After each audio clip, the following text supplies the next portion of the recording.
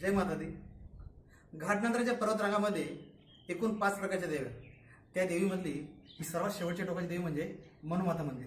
आपण समोर बघू शकता की मनुमाता 1 नंबरची आपली मनुमाता, 2 नंबरच्या तर घाटनंतरची इंद्रणी देवी, त्यानंतर कळसोई देवी, जोगेश्वरी माता आणि शेवटची म्हणजे काळुंक देवी। अशा एकूण 5 देव्या घाटनंतरच्या पर्वतरांगामध्ये एकूण अशा 5 देव्या आणि 5ही देव्या ह्या डोंगराच्या कपऱ्यामध्ये व्यवस्थितपणे एकदम आहेत।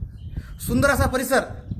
मागचा व्हिडिओ आपण माझा बघला असेल, त्या व्हिडिओमध्ये मी काळुंक देवीबद्दल माहिती दिली होती। आज आपण दुसऱ्या देवीबद्दल माहिती घेणार आहोत। देवीचं नाव आहे मनुमाता।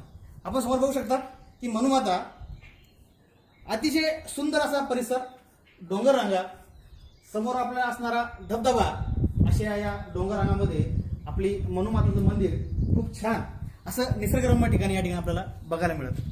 कारण लोकांची धारणा आहे की मनुमाता म्हणजे एक जागृत देवस्थान, त्या देवस्थानाप्रकारेच आजचं आपली मनुमाता मंदिर।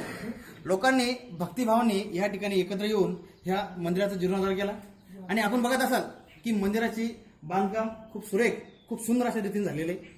काहीच थोड्या दिवसापूर्वी मंदिराचं बांधकाम झालं आणि आपल्यासमोर असं भव्य असं मंदिर निर्माण झालं। या मंदिरासाठी खूप अशा लोकांनी कष्ट केले, पण खास तर खानदेशमधल्या लोकांनी या मंदिरासाठी खूप कष्ट घेतले आणि आपल्यासमोर असं सुंदर असं एक मंदिर आपल्यासाठी निर्माण केलं।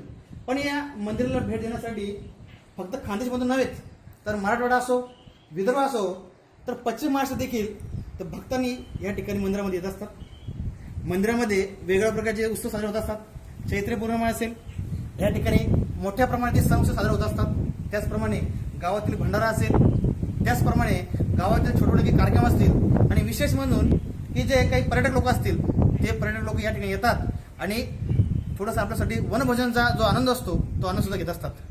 आजूबाजूला काही शाळा असतील, या शाळा देखील या ठिकाणी येतात आणि आपल्या मनुमाता मंदिराला भेट देतात आणि आशीर्वाद घेतात आणि आपल्या भक्तांची या ठिकाणी सर्व ती मनोकामना पूर्ण करतात। तर मी रवींद्र शिंदे आपल्या सर्वांना अशी विनंती करतो की आपण नक्कीच या मनुमाता या ठिकाणी या क्षेत्राला तुम्ही भेट द्यावी आणि या दर्शनाचा लाभ घ्यावा।